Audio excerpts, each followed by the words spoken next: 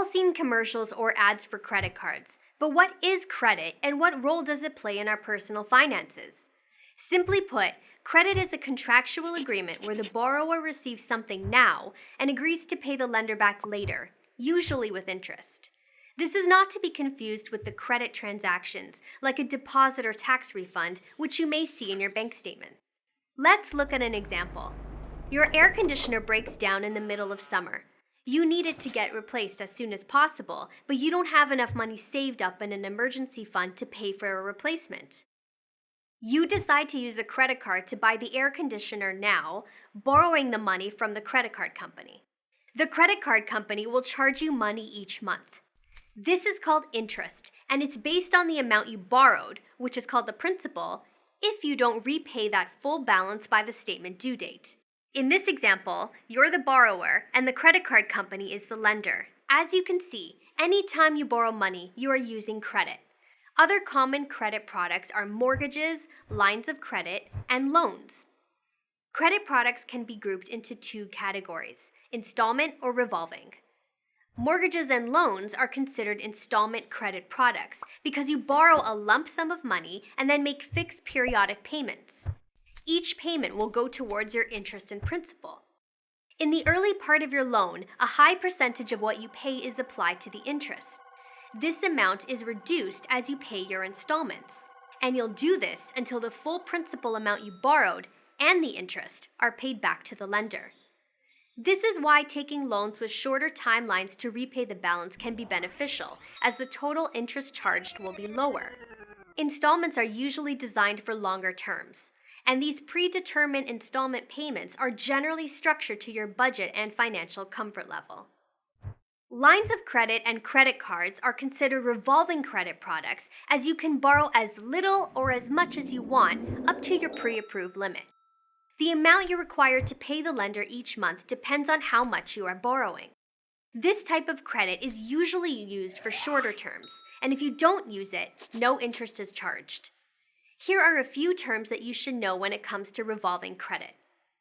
Minimum payment is the minimum balance that you are required to pay by your statement due date. But a word of warning, if you don't make the minimum payment amount, or if you don't pay it by the due date, your credit score starts to go down.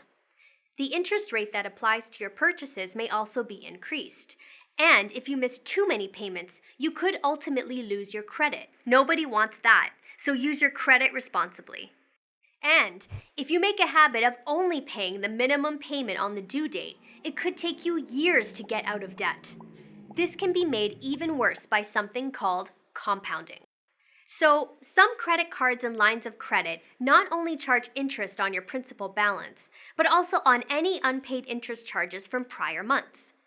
For example, say you bought $5,000 worth of goods on your credit card with an annual interest rate of 18%. Your credit card statement says you incurred $75 worth of interest during the period.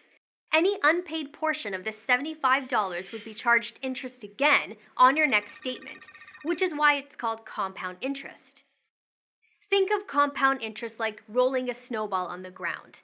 The interest is the snow on the ground, and the snowball is your principal. The larger the snowball gets, the more snow it picks up on each roll.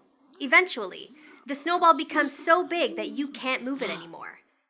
All that to say, if you allow compound interest to occur on your debt, it can make it even more difficult to pay off your balances. Now that we know about different credit products, let's talk about how lenders determine how much we can borrow. When we apply for credit from a lender, a report is created that shows all our current and historical activity with other credit products, among other things. This report shows the lender how we manage credit, our ability to repay loans, and how risky it would be for them to lend us money. The information in the report is summarized in the form of a number. This is your credit score. Usually, the higher your credit score, the better. With your permission, a credit report can also be used by different businesses or individuals to help them make decisions about you, like how they'll go about collecting an outstanding debt, whether they should rent you a property or offer you a job or promotion, provide you with insurance, or offer to increase your credit limit.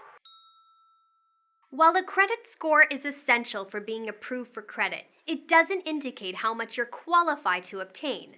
This means when determining how much credit to give you, a lender will want to ensure that your debt payments are manageable and that you don't take on too much debt. Lenders will review your monthly income and expenses to help make this decision. Any minimum payments or installments you are required to make on borrowed money are included in these expenses. As you can see, it's really important to build and maintain a good credit history and score while also ensuring that your debt payments are manageable. This can be one of the key factors that lenders consider when you're applying for any type of credit. This is especially true for younger people who may eventually want to buy a car or a home. Unless they can pay for it in full, they'll most likely need to get a mortgage or loan. And one of the easiest ways to gradually build up a credit score is to always pay your bills on time. Finally, as we just learned, not all credit products are the same. So take the time to determine which one meets your needs best. Before applying for credit, it's a good idea to research the product thoroughly and ask the advice of a professional if necessary. Although credit products can seem overwhelming, they can be an important tool to help you achieve your financial and life goals.